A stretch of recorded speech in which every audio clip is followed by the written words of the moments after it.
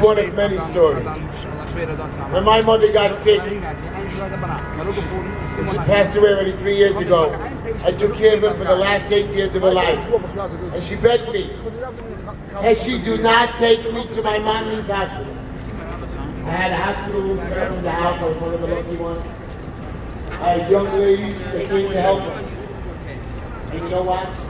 I kept you alive for 8 years. I had a bad day. I had to walk to Flatbush on a Shabbos. And by mistake, my brother brought it to my mother. When I got here that night, they told me she had a heart problem. I said, it's impossible. And the doctor said I broke her ribs.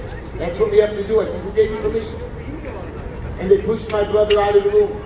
This is what happens here. They boss us around.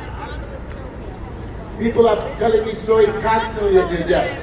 I have here a young lady, Tischler, and a friend, James, they came to support us. They're listening to stories that they're in shock, they can't believe. How could they do this to people taking our lives? And this is one story. Now let's add that 1,400 times. Not a year, not 6 months, 4 months.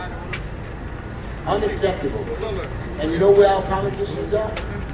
Do you know where our leaders are? Where's our rabbis? I'll tell you where they are. They're sitting and fighting the Ezra Snushim. We can't have lady EMTs. In Israel, they have it. They have it all over the world. Fire departments. Every city. But over here, we can't have it. You know why? Let me tell you why. Not because we have a problem with them. Because of the money. And same way here in Maimonides. I was told by one of the supervising nurses in New York, we're understaffed. What do you mean you're understaffed? You can't be understaffed. I was taking a video of an old age home on Bay Parkway. She says, we're understaffed. I said, what do you mean you're understaffed? You have to be overstaffed. You're caring for human lives. For them, a human life is a book. $4 cent that people haven't been able to get in for $4 to see their parents. People are dying. But you know what? I've been to the funeral homes. I've been there when the bodies came in looking disheveled. Where do you think they came from? Right here. By this building, right here. And you know what? Mr. de Blasio, Mr. Governor, Mr. Hospital, they gave a couple extra dollars for their little drivers to keep those sirens on. If you remember, day and night those sirens were going. People were shaking in their houses. They kept us in our houses with those fake sirens. Now I have one more question for you. I physically, again, told you I was in the hospital. I physically saw the records. There's not been, and according to Tischler as well, not one case of corona brought in 14 days. Now, ladies and gentlemen, tell me how this lady, Elaine Tyneman, told me that she saw 30 people in the hospital with corona. She's not even qualified. She's some administrator who put on a gown and went down to check. Maybe she went to help. She saw 30 people there. And in their computer, I saw one false positive corona test. Somehow that one test turned into 30. You're liars. I'm not blaming your staff. I'm blaming you for making them do it. They need their jobs. You hear stories like this. I hear it every day, every 2 hours. My family got moldy food. He hasn't been fed in 2 days. You know, there was a lady here who said, my father begged for a bottle of water. Where's Abby, your father? A bottle of water they wouldn't give him. Because he can't do anything about it. And we bring here so much water. On a Friday night, you should see our volunteers coming left and right with our own food, with our own collars, where we make sure the nurses get their food. We care for them. And here's the best part, ladies and gentlemen. We volunteers have been qualified here and been here longer than the staff, 30, 35 years. I don't even want to point across the street these people that bring their own money and food here, threw us all out. They won't let us in. We are not qualified, not only shots, not only we have all of our protective gear, they won't let us in.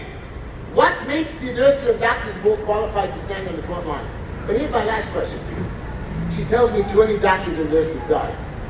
According to what I saw was 3.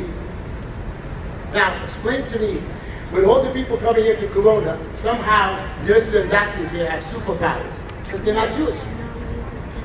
Once you're Jewish, you have to die. Something is wrong. There's a question to be asked. We need investigations. I want to thank you all for coming out. I want you to all thank my police officers. I want you to all thank them. Everybody give a hand. These are the people that can just protect us. They actually come to us. They come to our homes. They check up on us. They stop us from fighting.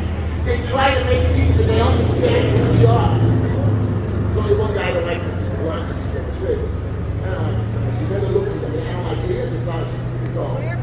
Anyways, no. These are my boys. We will protect them. We will watch over them as if they're our family because they watch over us. And if they get a little nervous, stand back.